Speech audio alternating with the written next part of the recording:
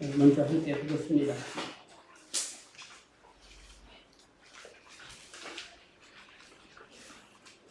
마가복음 6장 1절로 6절 교독하겠습니다.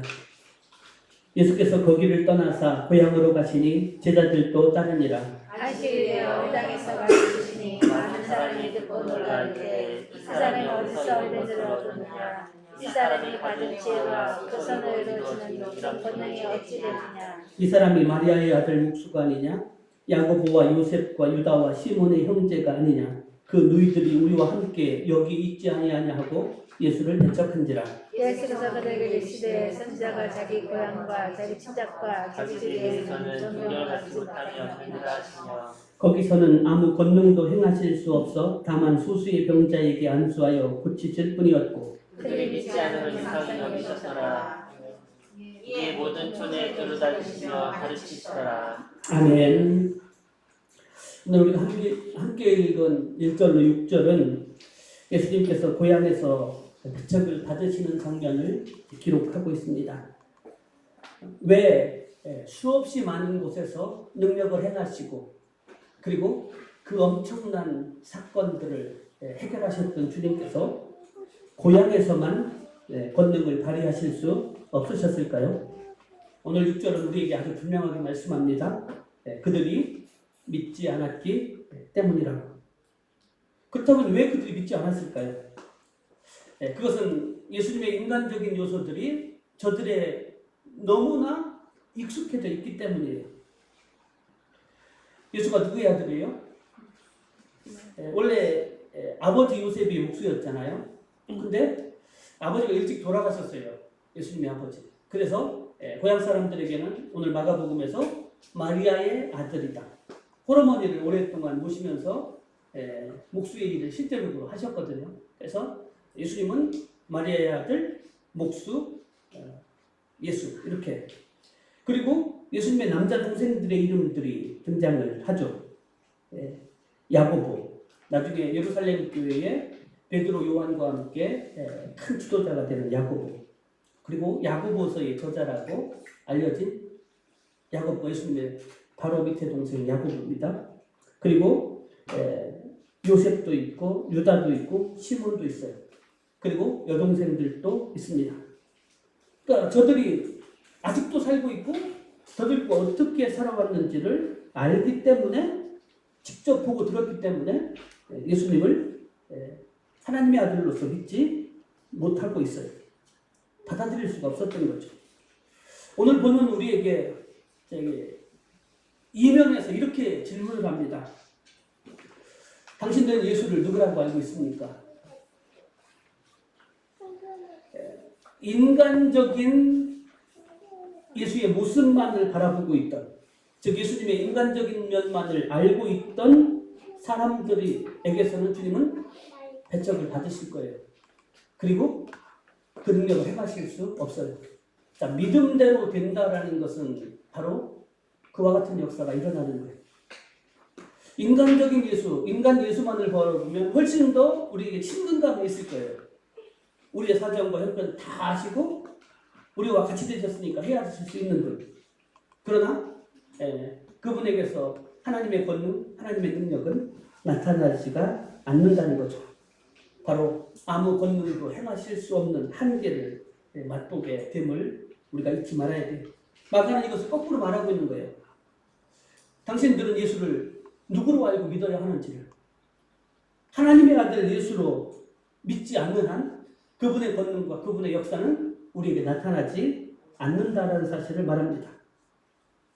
내 믿음이 어디에 있는지를 오늘 본문은 우리에게 요구하고 있고, 그리고 어떻게 바라보아야 될지 우리의 시각을 교정해 주고 있습니다. 그 뒤에 6장 7절부터 13절에 보시면, 여기도 교독하고 가겠습니다. 12제자를 부르사 둘씩 보내시며 더러운 귀신을 제어하는 권능을 주시고 용하시되 여행을 위하여 지팡이 외에는 양식이나 배나 전세나 아무것도 가지지 말며 신만 신고 주벌옷도 입지 말라 하시고 또 이르시되 어디서든지 누구의 집에 들어가거든 그곳을 떠나가까지 거기 유하라. 어느 곳에서든지 너희를 영접하지 아니하고 너희 말을 듣지도 아니하거든 거기서 나갈 때에 발 아래 먼지를 떨어버려 그들에게 증거를 삼으라 하시니 제자들이 나가서 회개하라 전파하고 많은 귀신을 쫓아내며 많은 병자에게 기름을 발라 고치더라. 아멘. 자, 예수님께서 이 땅에 오신 이유, 그리고 예수님께서 제자를 택하신 목적과 이유. 마가복음은 예수님이 택하신 목적들을 분명히 세 가지로 얘기했습니다. 자기와 함께 하시고, 함께 있게 하시고, 두 번째는 전파하게 하시고, 복음을 전파하게 하시고, 또 귀신을 제어할 수 있는 권능을 그들에게 주셨어요. 오늘 본문 속에서 예수님은 함께 있던 제자들을 이제 파송을 하시는 장면들을 보게 됩니다. 그리고 귀신을 제어하는 능력들을 행하게 하셨어요. 자, 예수님의 제자들의 능력들이 나타나는 것들을 보게 되는데, 자, 이것 장면들을 보시면요, 예수님께서 이 땅에 오셨던 목적, 예수님께서 하셨던 그리고 하시려고 했던 그 모든 이유와 목적들이 이제는 제자들의 입을 통해서도 전파되고 제자들에게 위임받은 권세를 통해서도 나타나기 시작하고 있음을 보고 있습니다. 예수님만 능력을 행하시는 것은 아니셨어요. 이제 예수님의 제자가 된 사람들을 통해서도 동일한 능력이, 동일한 성취가 나타나기 시작합니다. 예수님께서 직접 가시지는 않았지만 제자들이 간 그곳에서도 하나님의 역사는 일어났고 하나님의 나라는 임하였습니다. 예수님께 위임받은 12명의 제자는 예수님께 위임받은 오늘날 한 사람 한 사람 저와 여러분들을 의미하는 것이고 또한 그 공동체는 오늘날 우리의 교회 공동체를 의미한다라고 보아도 상관없습니다. 이제 예수님께서 직접 가시는 대신 예수님은 저와 여러분들을 보내시는 거예요. 그리고 우리의 교회를 보내시는 겁니다. 우리의 교회가 앞장서서 복음이 필요한 곳에 나가서 복음을 전파하고 회개를 요청해야 됩니다. 그리고 하나님 나라의 복음을 전파해야 됩니다. 예수의 능력을 드러낼 수 있어야 됩니다. 오늘 본문은 바로 그것을 하라고 우리에게 말씀하고 있는 거예요. 자, 그리고 또한 이 사명을 받은 공동체가 어떤 마음과 어떤 자세와 태도를 가지고 세상으로 나가야 될지를 우리에게 본문은 보여주고 있습니다.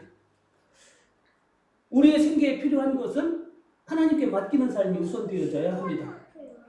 우리가 복음을 증거하러 가는 곳에서 다 대접받고 싶고 그리고 우리가 복음을 증거할 때마다 열매 맺기를 원한다? 이것은 우리의 장밋빛 꿈에 불과해요. 늘 환대받는 것은 아닙니다. 복음의 열매가 나타나기도 하지만 때로는 배척을 당하기도 하고 때로는 미움을 받기도 하고 그리고 아무 열매를 맺지 못할 때도 있습니다. 그러나 성경은 우리에게 뭐라고 말씀하냐면 때를 얻든지 못 얻든지 씨를 뿌려야 돼. 복음을 전해야 돼. 열매가 없더라도 우리는 당연히 그 열매를 뿌려야 돼. 씨를 뿌려야 돼. 사명이 있다는 사실. 오늘 보면 환대를 받든지 환대를 받지 못하든지 두 가지 양상들이 나타나요. 그리고 저들에게 다 갖춰진 상태에서 풍성한 상태에서 떠나라고 말씀하고 있는 것이 아니에요. 우리는 그저 주님이 말씀하셨고 명령하셨기에 그 명령을 따라서 주님이 보내시는 곳으로 가야 된다는 사실을 말씀하고 있습니다.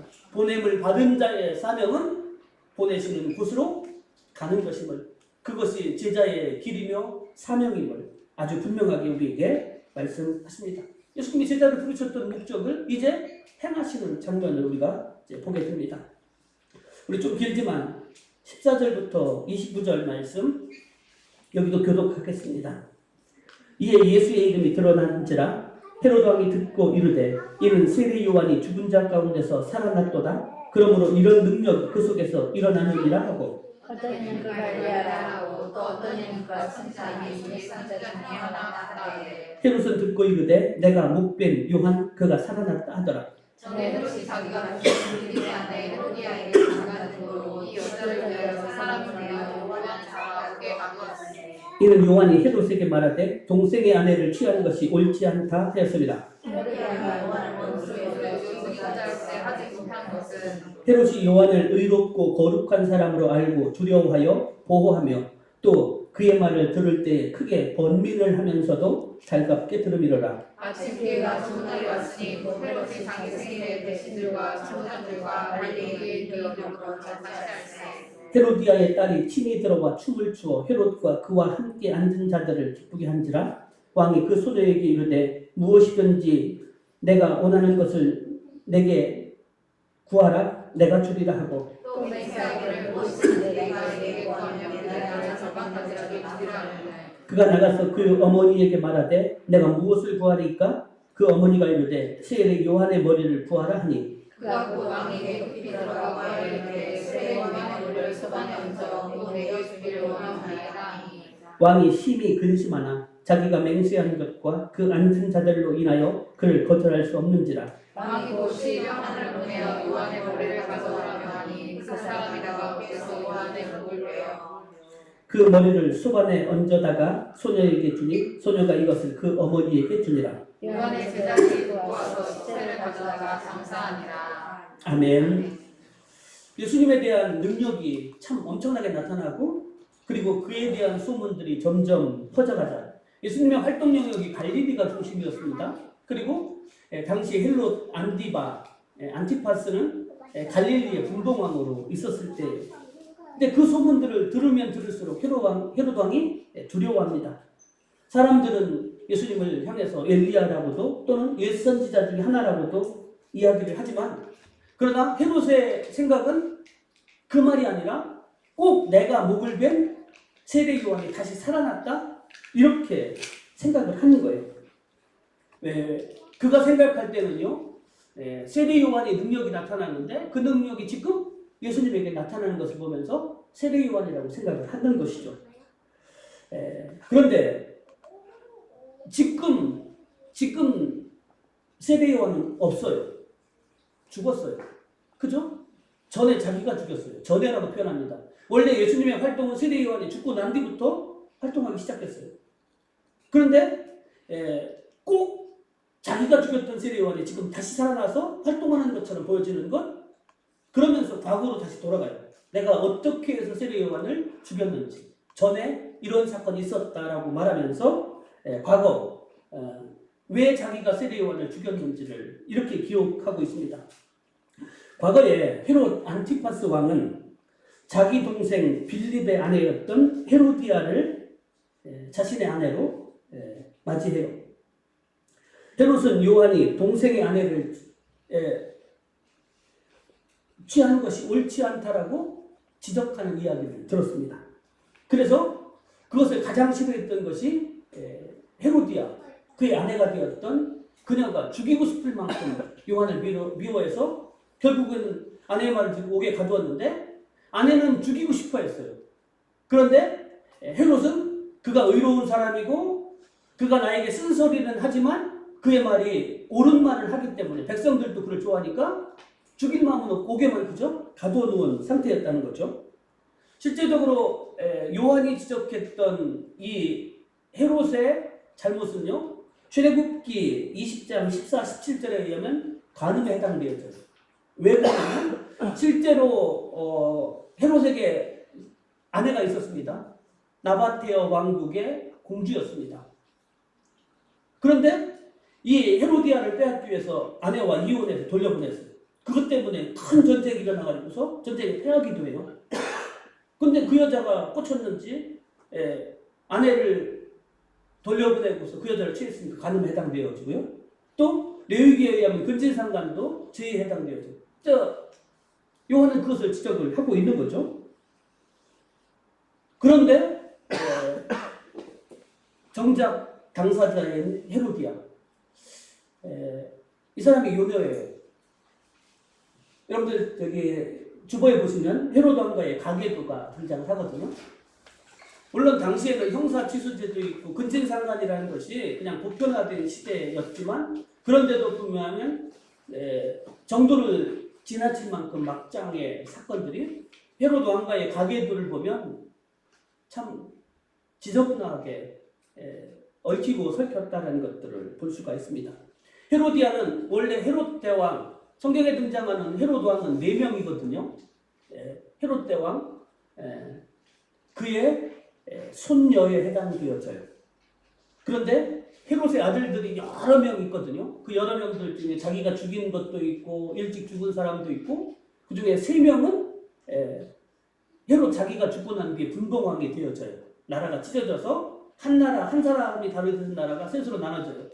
그 중에서 헤롯 아켈리오가 다스리던 가장 중요한 땅, 유대, 사마리아, 예루살렘 지역은 그가 왕이 된 지 얼마 되지 않아서 왕의 자리에서 쫓겨나고 총독이 다스려요. 그래서 예수님 당시에 유대 총독이 빌라도가 있던 것은 AD 6년 이후에 유대와 예루살렘 지역이 총독이 다스리고 나머지 2 지역은 여전히 헤롯의 2 아들들이 다스리고 있었어요. 그 중에 우리가 가장 잘 알고 있는 헤롯 왕은 여우라고 예수님이 불렀던 갈릴리 지역을 다스리던 헤롯 안티파스, 오늘 본문에 등장하는 그 사람이거든요. 그 사람의 아내가 되었던 헤로디아는 원래 헤롯 안티파스 왕의 동생이에요. 헤롯 빌립이라고 해서 갈릴리 외지역을 다스리던 왕과 다른 빌립이에요. 그의 아내였었는데 그리고 따지고 보면 조카에 해당되어져요. 헤로디아가.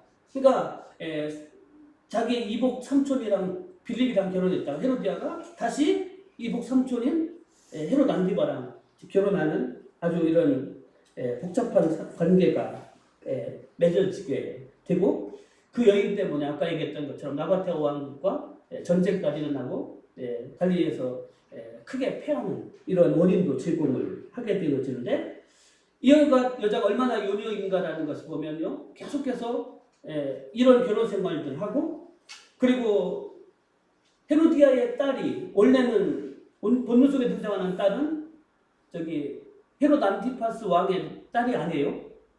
먼저 결혼했던 이복 형제였던 빌립의 딸이 바로 헤로디아의 딸이거든요. 다른 성경에 보면 살로메라는 이름이 등장해요. 여러분들 거기에도 나오거든요. 이름이 명단이. 이 여인인데 이 여인에게 헤롯의 생일날 뭐게요? 춤을 추게 하거든요. 원래 이러한 춤은요 귀족들이 결국 추는 춤이 아니었어요. 성적으로 문란한 그런 관계에 맺어진 사람들이 나와서 추는데 자기의 딸을 그런 자리에 내보내는 것 실제로 가능했느냐는 의문을 제기하고 할 만큼 거의 불가능한 일들을 하게 하고 그리고 결국에는 자신의 목적한 바를 이루기 위해서 그 딸을 시켜서 세례 요한의 목을 달라고 할 만큼 지독한 요녀라는 것을 볼 수가 있게 되죠.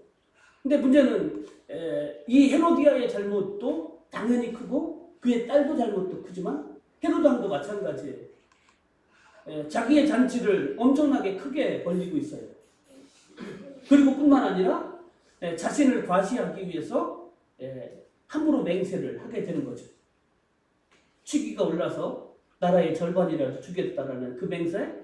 그리고 일단 말을 뱉고 나면 자기가 한 말의 체면 때문에 왕의 지위 때문에 그가 세례 요한의 목을 구한 것이 옳지 않은 걸 알면서도 어쩔 수 없이 자기 한 말 때문에 맹세 때문에 결국에는 세례 요한을 죽일 수밖에 없었던 상황을 결국 누가 만들었냐? 자기 자신이 만들었는 거예요.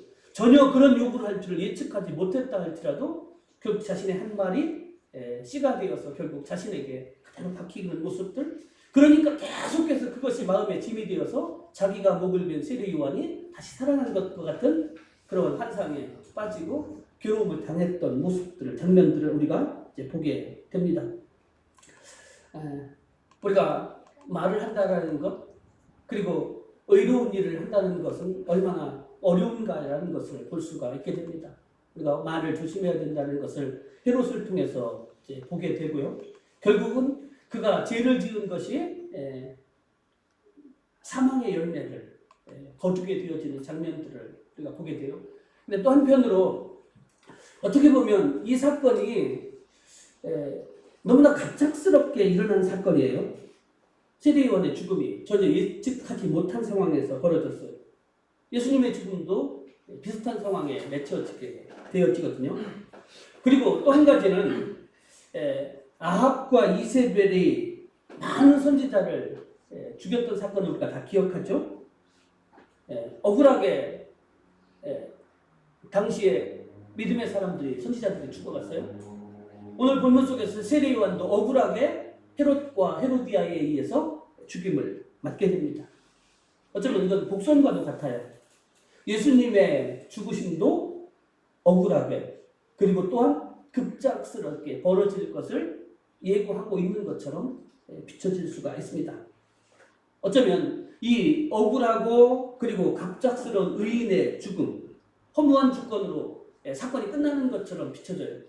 근데 오늘 본문은 또한 무엇을 이야기하냐면 근데 아무리 사탄이 의로운 사람을 죽이고 주의 사역을 방해하고 그것이 그쳐지는 것처럼 보여진다고 해서 그것이 끝이 아니라는 사실이에요.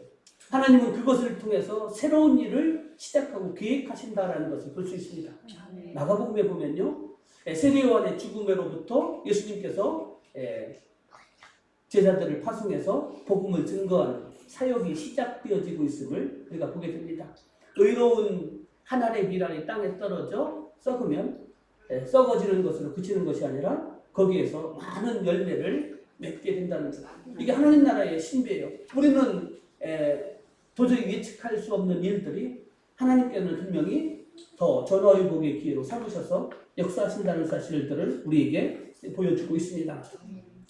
6장 30절로부터 44절에 보면 우리에게 아주 유명한 오병이어의 사건을 기록하고 있습니다. 본문은 읽지는 않겠습니다. 복음서에 보시면요, 어떤 사건은 어느 한 복음서에서만 다루고 있는 것도 있고요. 어떤 사건은 두 복음서, 세 복음서에서 다루고 있는 것도 있고, 특별한 사건들은 네 복음서 전체에 나와 있는 사건들도 있어요. 네 복음서의 전체에 나와 있는 사건 중에 이 오병이어의 사건은 몇 개 안 되는 사건 중에 하나예요. 그만큼 중요하게 다루고 있는 부분이에요. 물론 오늘 보면 우리가 알고 있는 노래하고 있는 것처럼 베세다의 보리떡 같은 한 소년 이렇게 구체적인 장소와 그 사람의 이름이 등장하고 있지는 않지만 그러나 오병이어의 기적 사건은 예수님께서 일으키신 기적 사건 중에 엄청나게 중요한 사건 중에 하나였다라는 것이죠. 아무것도 없는 허허벌판, 인간의 힘으로서 도저히 아무것도 할 수 없는 그런 상황 속에서도 주님은 보리떡 5개와 물고기 2마리만 가지고서도 남자만 5,000명이나 넘는 사람들을 능히 먹이시고 그리고 더 남기실 만큼 그와 능력이 있으시다는 사실들을 우리에게 보여주고 있습니다. 오늘 본문 속에서 제가 계속 묵상하면서 같은 내용인데 오늘 어떤 메시지를 전할까를 계속 묵상하는데 이런 말씀, 이런 응답을 저에게 주셨어요. 제자들이 할 수 없는 상황이 있잖아요. 백성들은 군주였고 말씀을 사모하는 자들, 주님은 저들에게 먹이기를 원했는데 가서 사올 수도 없고 살아갈 수 있는 오늘같이 아무리 큰 식당도 수천 명을 어떻게 가능할까요? 불가능하잖아요. 그런데 주님은 그럼에도 불구하고 제자들에게 무언가를 하기를 원하셨죠. 책임을 지기를 원하셨어요. 그리고 그 책임을 제자들은 감당을 했어요. 자, 그런데 이 큰 기적, 그 놀라운 기적의 사건이 이루어질 때는 그냥 아무것도 없는 상태에서 이루어진 것은 아니에요. 물론 환경은 아무것도 없어요. 그런데 보시면 한 사람의 헌신이 마중물이 되었어요. 그죠? 시골에서 마중물이라는 것 아시죠? 물을 부어야만 물이 나와요. 아무것도 할 수 없는 절망적인 상황이라 할지라도 누군가가 일단 시작하면 하나님은 그 사람의 시작, 그 사람의 믿음, 그것을 통해서 일하시기 시작하는 거죠. 역사하기 시작하죠. 그리고 제자들이 순종의 통로가 되었어요. 어쩌면 제자들은 아니 아무것도 없는데 왜 음식 먹을 대용으로 사람들을 앉히라고 하시는 주님의 말씀? 의아스럽고 불순종할 수도 있어요. 근데 주님의 말씀에 그대로 순종했어요. 제자들의 순종이 통로가 되었어요. 결국 그 모든 것들을 통해서 주님의 기적은 일어나게 된 것을 우리가 보게 됩니다. 오늘 또 주님은 먼저 주의 말씀에 순종할 수 있는 한 사람을 찾으셔요.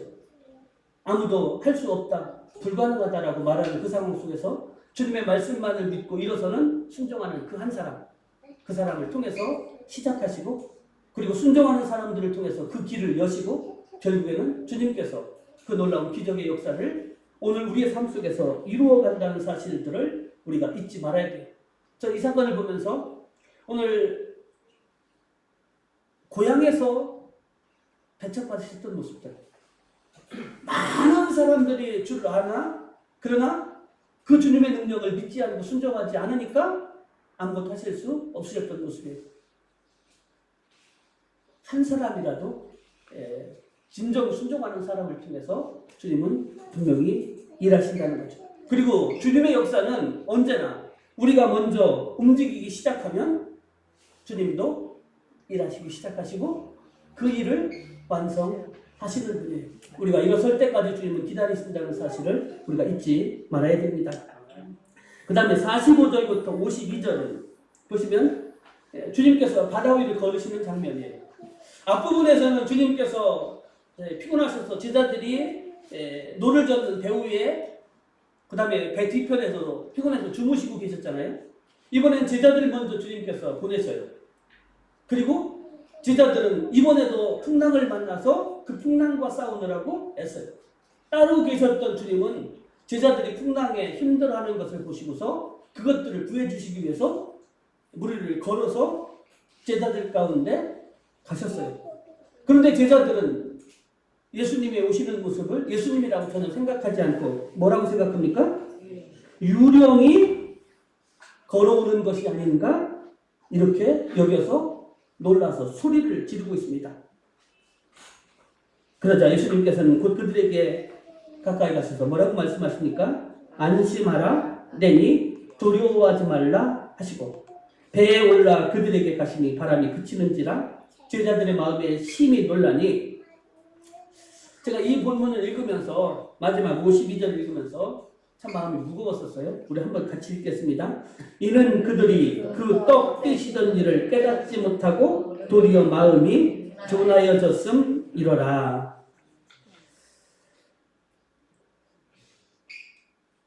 제자들은 예수님이 어떤 분이신지 경험했어요. 폭풍 후에 배가 엎어질 것 같은 상황, 자신들의 힘으로 도저히 제어할 수 없는 상황에서 주님을 흔들어 깨웠었던 기억. 근데 주님은 바람과 바다를 꾸짖으셔서 그것을 잠잠케 하셨어요.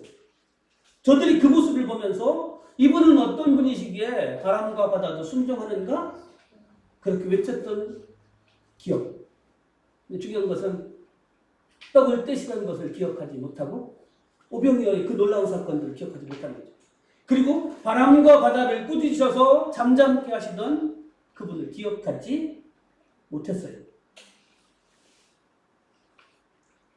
그러니 오늘 성경은 뭐라고 표현하면 마음이 둔하여졌다. 오늘 저와 여러분들에게 주시는 깨달음이라고 여겨집니다. 우리가 주님의 놀라우신 역사들을 기억하지 못하면 우리의 마음은 둔하여질 수밖에 없습니다. 기억하지 못하면 우리는 늘 주님의 세계 안에서 내 세계 안으로 옮겨갈 수밖에 없어요. 내 수준으로 판단하고 평가하고 거기에 머물러서 우리는 늘 세상과 맞서지 못하고 두려워하고 염려하고 걱정해요. 우리는 그래서 잊지 않고 기억하는 것. 그건 놀라운 사건이에요. 우리가 기억할 때 우리의 마음은 둔해지지 않습니다. 기억하는 그 순간 우리는 주님의 능력이 오늘도 우리 안에 살아 역사하는 것들을 경험할 수가 있어요. 오늘 내가 영적으로 참 무뎌지지 않았습니까? 뜨거움과 열정과 그리고 확신이 사라집니까? 내게 어떻게 하셨는지 그것들을 잊어가고 있기 때문이에요. 우리는 그래서 늘 그렇게 기억하고 이렇게 기도해야 됩니다. 하나님, 오늘도 내 마음이 둔하여지지 않도록 깨어있게 하여 주옵소서. 기억하게 하여 주옵소서. 그때 우리는 제자의 지위를 회복할 수 있고 제자의 능력을 회복할 수가 있게 됩니다. 자, 근데 53절부터 56절은 오늘 이 제자들 더 예수님과 가까이 했고 더 크고 더 많은 능력을 체험했던 제자들이 예수님에 대해서 그 능력에 대해서 잊어버리고 있었다면, 그런데 일반 백성들은 기억하고 있었던 정반대의 상황들을 우리에게 보여주고 있습니다. 게네사렛 땅에 예수님께서 그 폭풍을 뚫고 건너가셨습니다. 배에서 내리니 사람들이 찾아왔습니다. 온 지방의 사람들이 예수님이 왔다는 말을 듣고 병든 자를 데리고 옵니다. 걷지 못하는 자는 병상채 들쳐매고 그들을 예수님에게 데리고 나옵니다. 56절을 보시면 이렇게 말씀합니다. 아무데나 예수께서 들어가시는 지방이나 도시나 마을에서 병자를 시장에 주고, 자, 그 뒤 같이 읽습니다. 예수께 그의 옷가에라도 손을 대게 하시기를 간구하니 손을 대는 자는 다 성함을 얻으니라. 아멘. 예수님의 옷자락에 손만 대어도 낫겠다라는 아까 혈루병을 가진 여인의 그 믿음을 예수님께서 칭찬하셨어요? 많은 사람들이 보았습니다. 도저히 의사도 고치지 못하는 병을 야, 예수님의 옷자락에 손만 대도 낫더라, 고침받더라. 이들은 그것을 기억했어요. 그리고 예수님 앞에 나와서 그것을 간구해요. 제가 예수님의 옷자락에 손만 대도 되겠습니다. 그럼 나을 줄 믿습니다. 예수님의 말씀을 기억합니다. 그리고 예수님이 칭찬하셨던 그 믿음을 기억합니다. 그러니까 그렇게 나와서 행동하는 거예요. 잊은 자는 마음이 둔하여지고 믿음이 떨어지고 주의 역사를 이루어갈 수 없고 주의 기적을 체험할 수 없지만 주님의 말씀을 기억하는 사람, 주님의 말씀을 믿는 사람은 주님의 권능이, 능력이 나타나는 것들을 체험할 수가 있더라라는 것이죠. 오늘 그래서 기억하는 것이 믿음입니다. 아십니까? 기억하지 못하면 그 아무리 많은 지식과 능력을 행했어도, 아무리 직분이 높아도, 그 전에 아무리 능력을 많이 행했어도 그의 믿음은 쇠퇴할 수밖에 없고, 그리고 영적으로 죽어갈 수밖에 없어요. 감사도 잊어버리게 됩니다. 그러나 기억하면 다시 소망이, 다시 능력이, 그리고 주의 놀라운 역사들이 일어나게 되는 것을 우리는 잊지 말아야 돼요. 사랑하는 여러분, 오늘 저와 여러분들 예수님을 누구로 알고 있습니까? 하나님의 아들로 알고 믿고 있습니까? 잊지 말고 기억해야 됩니다. 그래야만 그분의 권능과 역사가 우리에게 나타나게 됩니다. 우리가 기억하지 못하는 날, 그것을 믿지 못하는 날, 예수님의 능력은 성경 속에만 있는 것이고 그저 다른 사람만이 이루어지는 일이지 나와는 무관한 것. 믿는 자에게 이와 같은 일이 일어난다는 사실을 우리가 반드시 기억해야 됩니다. 또 한 가지 우리가 잊지 말아야 될 것은 주님께서 오늘 저와 여러분들을, 그리고 우리 교회 공동체를 무엇으로 부르셨냐는 거예요. 제자로 부르셨죠? 교회로 부르셨어요. 무엇 때문에? 주님과 함께 있게 하기 위해서. 그리고 나가서 복음을 전파하게 하기 위해서. 주의 권세와 능력을 나타내게 하기 위해서. 주님의 사명을 바로 우리의 공동체가 위임 받았다는 사실이에요. 그렇기 때문에 우리는 어디로 가야 됩니까? 주님이 가라시는 곳으로 가야 됩니다. 주님 명하신 그곳에 우리가 가서 주의 말씀을, 주의 복음을 우리의 입술을 열어서 전파하고, 주님이 내게 주신 그 모든 능력들을 행함으로 한 영혼 한 영혼들을 주께 돌아오게 하는 그 놀라운 사역 감당하는 것, 바로 그것이 오늘 우리에게 주어진 사명이며, 그리고 우리가 그 사명을 감당할 때, 믿고 믿음으로 나가서 행할 때 주의 복음의 열매는 아무리 척박한 상황에 놓여있다 할지라도 척박한 땅이라 할지라도 오늘 세상에서 말하는 다 닫혀있고 가망이 없다라고 말하는 그 상황에서도 만약에 한 사람의 헌신이 마중물이 되어서 주의 놀라운 기적을 일으키는 것처럼 우리가 믿음으로 하나님이 하실 것을 믿고 나아가면 반드시 우리의 상황은 지극히 열악하다 할지라도 하나님은 일하셔서 반드시 귀한 복음의 열매를 거두게 하실 줄 믿습니다. 그 일에 아름답게 쓰임받는 저와 여러분들이 다 되시기를 주님의 이름으로 축원합니다. 하나님 감사합니다. 오늘 또 세상은 절망을 이야기합니다. 팬데믹이기 때문에 움직일 수 없기 때문에 움직일 때마다 더 많은 질병이 나타나기 때문에 아무것도 할 수 없는 환경이고 선교의 문이 닫혀진 때라고 말들 합니다. 그러나 한 사람의 믿음이 마중물이 되어 주의 놀라운 기적의 역사가 시작되어지고 한 사람 한 사람 한 공동체의 순종이 통로가 되어 주의 놀라운 역사를 이루어갈 수 있음을 오늘도 반드시 그와 같은 능력이 나타나게 됨을 분명히 믿습니다. 잊지 말고 기억하게 하시고 잊지 말고 순종하여 주의 말씀 듣고 나갈 수 있는 참 제자, 참 공동체, 저희들과 저희 교회가 되게 하여 주시사 하나님 이 어둠의 시대를 걷어내고 복음의 열매들이 풍성하게 맺는 그 아름다운 하나님 나라 세워가는 그 일에 우리와 우리의 가정과 우리의 교회가 귀하고 아름답게 쓰임받게 하여 주옵소서. 저희들에게 새로운 한 주간을 주시니 감사합니다. 이 한 주간도 주님과 동행함을 믿습니다. 주님께서 내게 힘주시고 능력 주셔서 세상의 일을 이기게 하실 줄을 믿습니다. 평안히 가라 말씀하시는 주님의 평강을 또한 누리게 될 줄 믿습니다. 주님 안에서 승리하는 귀하고 복된 한 주간 되게 하여 주옵소서. 병든 자를 치유하시고 연약한 자를 위로하시고 그리고 외로운 자를 위로하시며 함께 하실 주님을 기대하며 주님 안에서 은혜와 평강 누리는 귀하고 복된 한 주간 되게 하여 주옵소서. 예수님의 이름으로 감사하며 기도드리옵나이다. 아멘. 네, 교회 소식 주보를 참고해 주시기 바랍니다. 이제 다 함께 찬송가 500장 부르겠습니다. 500장 부르신 후 축도함으로 예배 마치겠습니다.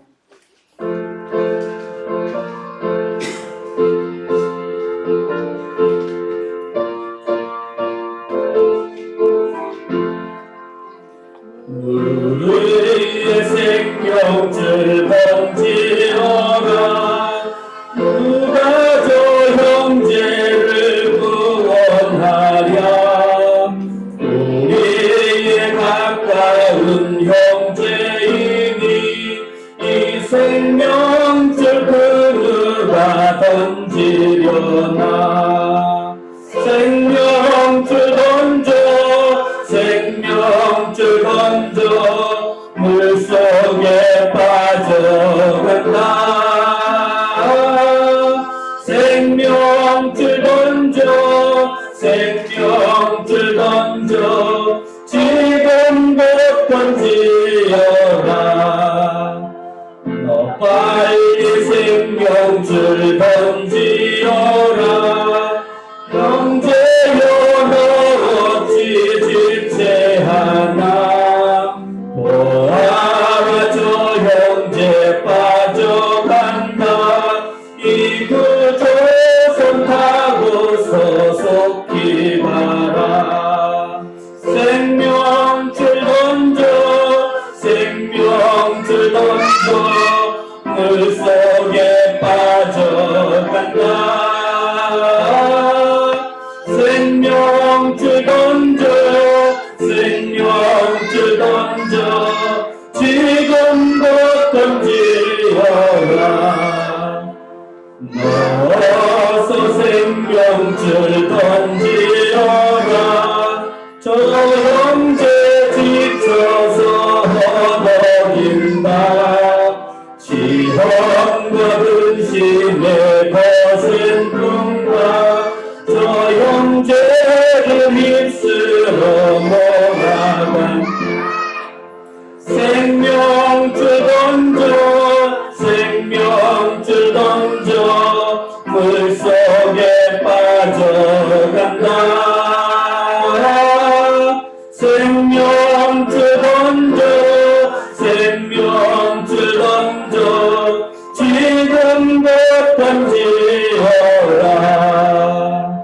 위험한 풍파가 곧 지나고 건너편 언덕에 이르리니 형제여 어찌 짓지 않아 또 생명줄 던져서 구원하라. 생명줄 던져 물속에 빠져간다. 생명줄 던져 지금부터 지어라. 아멘. 이제는 우리 주 예수 그리스도의 은혜와 하나님 아버지의 무한하신 사랑하심과 성령님의 교통하심과 역사하심과 위로하심이 주님께서 말씀하신 것, 행하신 것을 잊어버려 마음이 둔해지는 어리석은 자가 아니라 하신 말씀과 행함을 기억하고 오늘 우리가 믿음으로 받아 맡겨진 제자의 사명 잘 감당함으로 귀하고 복된 복음의 열매 풍성히 거두기를 소원하는 선한 목자교회 모든 심령들 머리 위에 이제로부터 영원까지 함께 하옵시기를 축원하옵나이다. 아멘.